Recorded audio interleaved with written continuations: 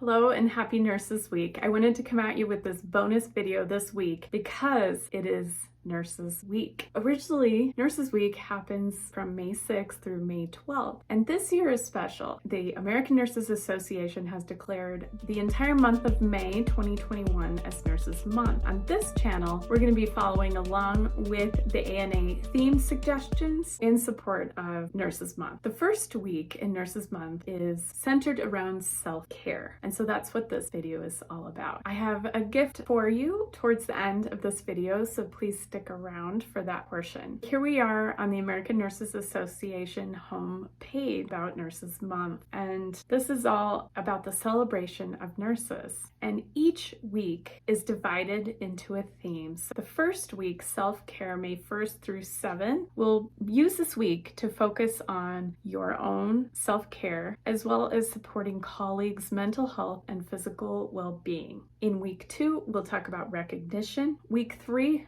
we'll talk about professional development of the nurse. In week 4, we'll discuss community engagement, and I'll do a little bit of education on this channel about what it is exactly that nurses do. Let's get started. I'm Lisa Chappell. I'm a Doctor of Nursing Practice and Associate Professor and studying to have my board certification as a health and wellness nurse coach. I make videos for nurses, students, and caregivers on how to be more empowered and resilient. If that sounds interesting to you, please like this video and subscribe below. Lord knows we could all use some self-care in our lives, especially as nurses. The analogy is so true that when you're flying in an airplane, that you should put the oxygen mask on yourself first before you put it on other people. The reason for that is because if you're passed out, you're not going to be able to help anyone else. This week, I have 5 strategies for you that I want you to focus on this entire week, starting today, on how to take care of yourself better. My first tip is to create islands of care in your day. I would recommend starting first thing in the morning, and maybe you get up 10 minutes earlier than you normally do so that you can sit by a special window, that you could look outside, or just doing something that really nourishes you. For me, I make gourmet coffee. I love my Nespresso machine, and I make myself a gourmet cup of coffee. I froth creamer, and I have a sweet cup of coffee to start my day. And that's really, to me, it's a little island of care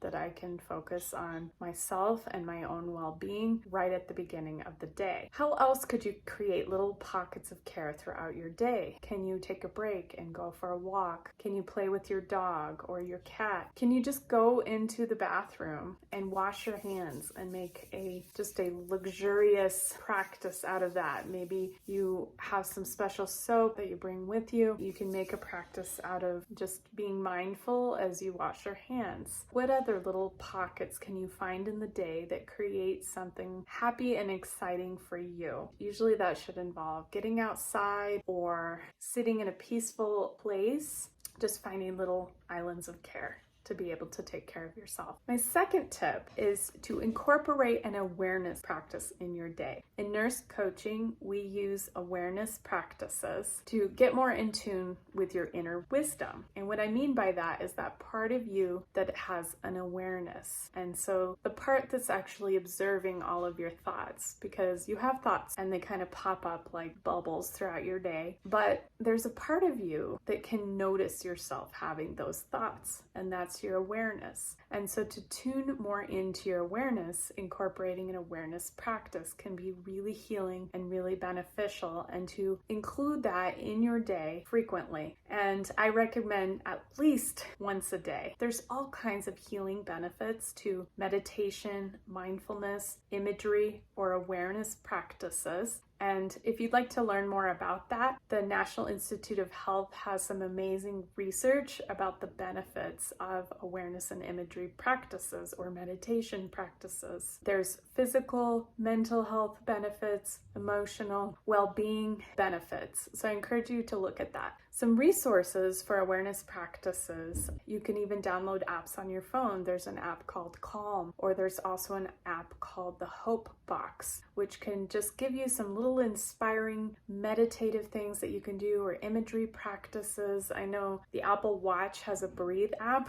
which honestly to me is more annoying than it is beneficial. If I actually sit down and do it, it does help calm me down, but it annoys me when it's tapping me and saying it's time to breathe at the most inconvenient times. And so this is more of a time that I would recommend that you set aside in your day where you can do an awareness practice. And if you stick around, I have a gift for you, and I'm actually going to lead you in an awareness practice so you get an idea of what that is. So my third tip is to pick one small dietary change that you can make. And this should be based on what you know that you need. And so maybe to even tune into what that is, you might need to ask yourself some questions or even do an awareness practice ahead of time. But what's kind of been nagging at you with your diet routine that you feel like is something that you would like to work on? Would it be to eat more fruits and veggies, to drink more water, to be more mindful when you eat and minimize distractions, or get off your phone, or stop responding to email while you're eating, and to really make that time more sacred for you? Would it be to eat something healthy for breakfast every day? Would it be to eat more whole foods, like whole grains, nuts, legumes, and to incorporate that in your daily diet? What's really important here is that you make this a positive goal. It's not something that you're going to beat yourself up about or that you guilt trip yourself into. This is creating a goal that really feels like pampering to you, and that it's something that you wanted to work on for a long time. Think about your goal, and then I want you to turn it into a SMART goal. Now I have a video on SMART goals, so I'll link that below. A SMART goal is a goal that's specific, measurable, achievable, relevant, and time-bound or time-lined. How could you create your dietary goal just for this week into a SMART goal? So an example of this is, this week for at least 4 days, I am going to have at least 4 fruits and veggies per day. That gives me a specific goal to work towards, but then I need to think about, what do I need to do in order to make that goal happen? In this case, I'm going to need to make a trip to the grocery store, at least one, to have enough fruits and veggies for the week, and to be really cognizant then when I have breakfast, lunch, dinner, and then with a snack, that I am having at least one fruit or veggie with that. Think of a goal that you would really like to work on and just pick one and work on that. In addition to creating a goal and putting it into the SMART format, you have to ask yourself, what would need to happen for me to achieve this goal? If then your goal is just overwhelming you, maybe you need to back it down a bit. You should feel like, if you ask yourself on a scale of 0 to 10, with 0 being zero confidence and 10 being the most confident, how confident am I that I could achieve this goal? You want yourself to be at least 7 or higher, and then you know it's a good goal for you. My fourth self-care tip this week that I want you to work on is moving your body. So how can you get yourself moving more? And maybe you're a fitness fanatic, or maybe you haven't seen the inside of a gym for years. Either way, it doesn't matter. Think about a goal that you would like to work on with your health and fitness, and something that you could do this week to work on that. Would you like to just get out and walk? Do you want to stretch more? Do you want to incorporate yoga or learn a new exercise or a new skill? Whatever it is, turn it into a SMART goal. So how can you make it specific, measurable, attainable, relevant, and timelined?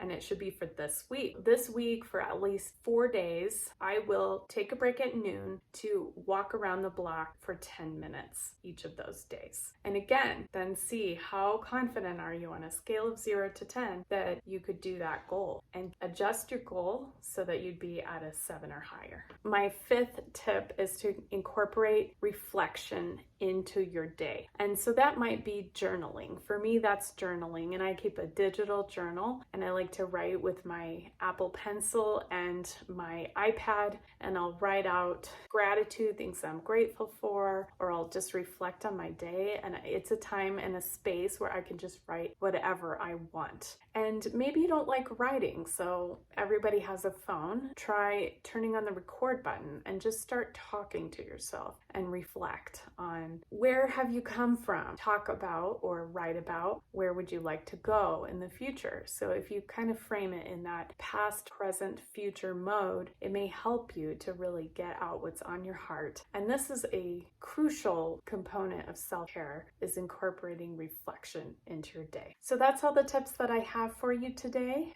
And finally, I would like to end with an awareness practice. I'm going to take off my shoes.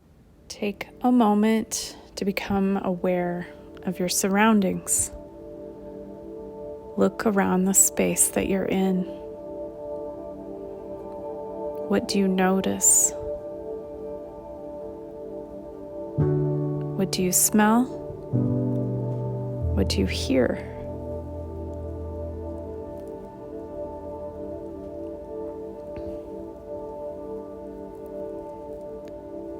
Now close your eyes and become aware of your body. What are the sensations that you're noticing? Feel the heaviness of your limbs. Feel your connection with the surface that you're sitting or laying on. Now bring your awareness to your breathing. Feel the air moving in and out.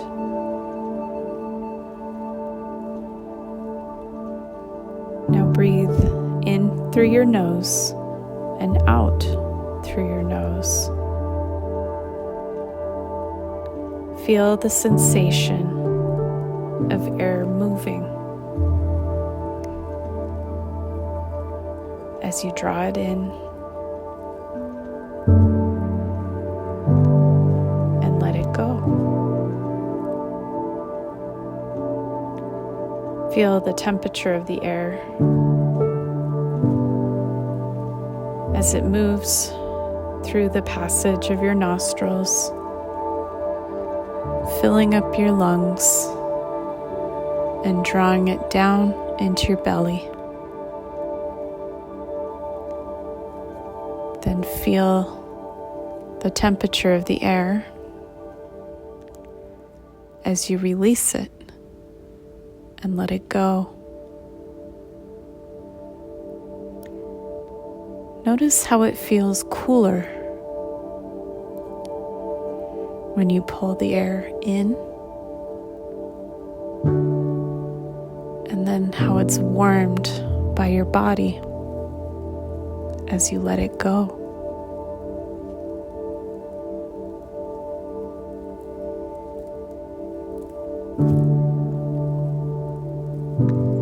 Now count your breaths for 10 breaths.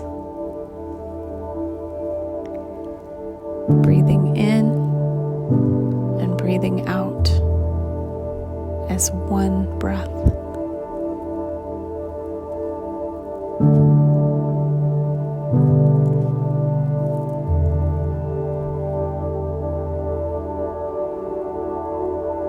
If thoughts pop up that are distracting, gently pull your attention back to your breath and counting.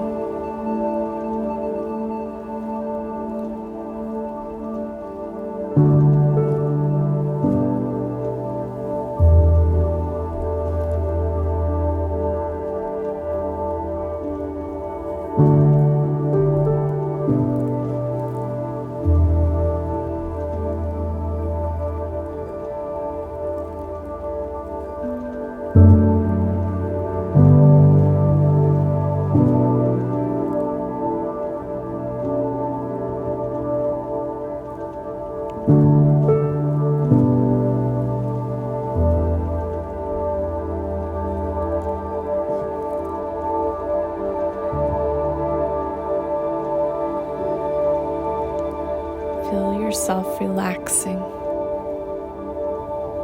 Scan your body for any tension and focus on letting that tension go with the release of each breath and exhalation.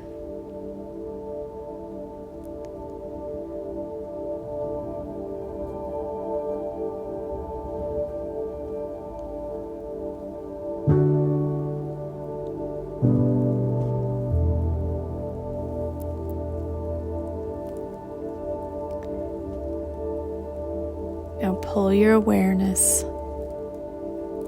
back to the room. Notice the sounds. Notice the energy. Has it changed?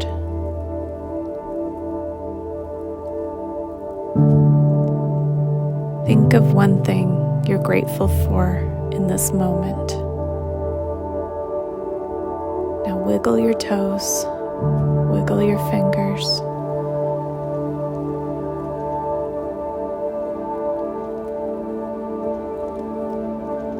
Stretch your neck, stretch your arms, stretch your fingers and toes if you're able. And when you're ready, open your eyes. Happy Nurses Week.